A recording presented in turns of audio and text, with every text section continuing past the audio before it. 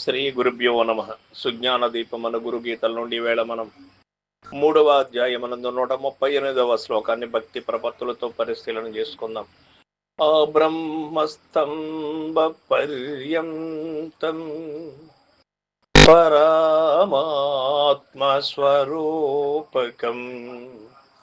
స్థావరం జంగమం చైవ ప్రణమామి జగన్మయం.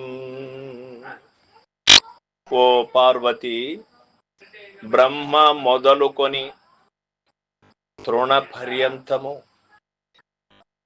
దిడ్డి స్థావరం జంగమాత్మకమును జగదాత్మకమును అగు పరమాత్మ స్వరూపమును గూర్చి నమస్కరించుతున్నాను అంటూ ఉన్నాడు పరమాత్మ. ఇక్కడ మనకి పెద్దల యొక్క మాట,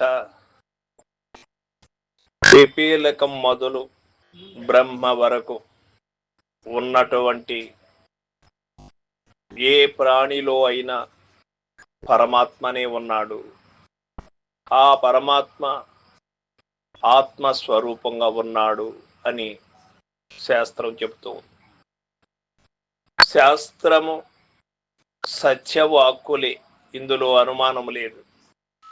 శాస్త్రాన్ని గురుముఖత విచారించినప్పుడు నిజమేమిటో తెలియబడుతుంది. అటు కాకుండా ఇచ్చా మార్గములో తనకు తానుగా ఊహించుకుంటే యద్భావం తద్భవతి అన్నట్టు ఉంటుంది.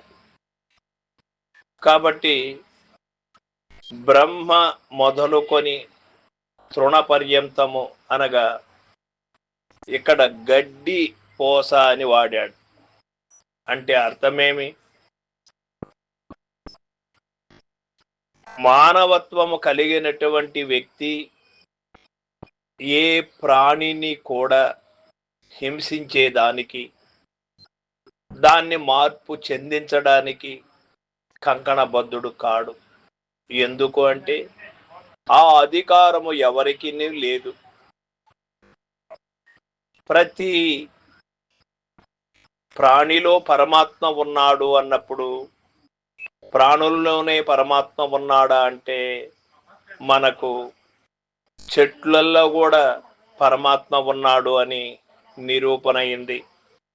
రాతిలో కూడా దైవం, మానవుడు ఉన్నాడు అని దైవం నిరూపించాడు. ఎట్లా? అహల్య రాతి నుంచి వచ్చినట్టుగా మనకి ఆధారాలున్నాయి. వృక్షాల్లో నుంచి శాప విమోచనమై అందులో నుంచి మనుషు రూపములు వచ్చినట్టుగా ఆధారాలున్నాయి.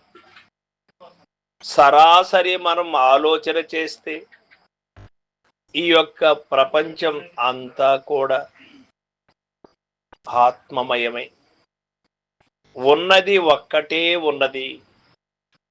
అది రకరకాలుగా చెప్పారు.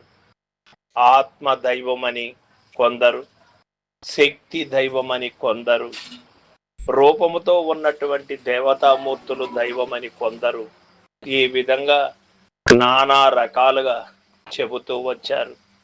ఈ అన్నిటిలో ఉన్నటువంటి వస్తువు ఏమిటి?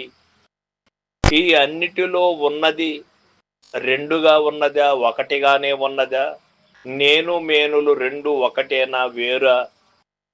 ఈ యొక్క పిపీలకం మొదలు బ్రహ్మ వరకు ఉన్న వస్తువులు వేరువేరుగా ఉన్నవా, రెండు ఒకటేనా అనే విషయములు అన్నీ కూడా మనకు క్లారిటీ కావాలి అంటే గురుముఖత విచారించాలి. ఉన్న పరిపూర్ణాన్ని చూడాలి. లేను ఎరుకను లేదు అని నిక్షేపడాలి. సర్వం సద్గురు పాదార్పణమస్తు. జై గురుదేవ.